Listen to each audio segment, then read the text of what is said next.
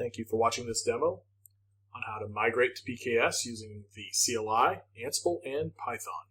So real quick, we'll just show you the script that we're going to use, and this is available on code.purestorage.com. First, we're going to scale the replicas to 0 so we don't corrupt any data. We're going to set some variables for the source volume.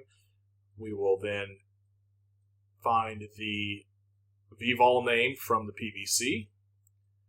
Then the Ansible playbook will run to clone the volume, basically overwrite the vvol with the source volume.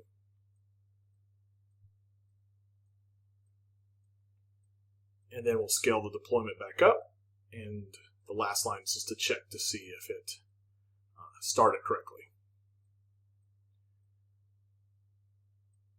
So with this one script, it does call a couple of these Python scripts, as you'll see on the left. Those are all available for you to change or do whatever you like. So we're going to first start the app on the PKS cluster.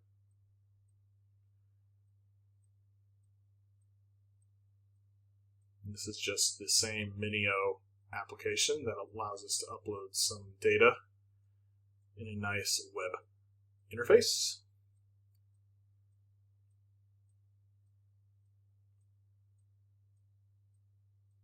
Everything's starting up, containers creating, it's running. Same, the vvol storage class that I was using earlier in part 1 of this demo.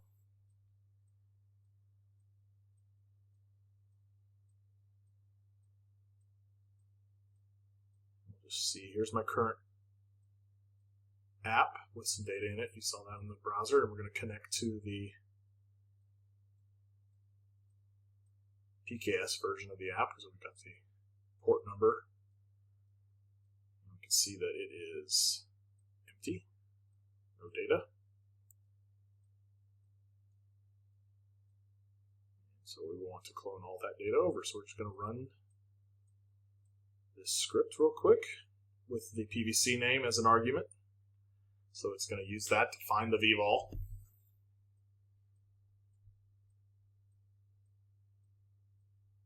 And you can obviously look in the README for this repo that's out on our website, which is tied to our GitHub, and you can see what's required to make this run, which is a few Python modules and Ansible. So as that runs, it should be finished here in a second. Point it scaled back up, and we'll check the status, and finished. So it's right back up. Yes, finished, just like the invitation says. See if it started. Close there, and that's where it did restart 16 seconds ago, so this is brand new. The service port number doesn't change at all, so we should be able to just go back here to our browser and refresh. There's all the data. And just for fun, we'll preview some of this data.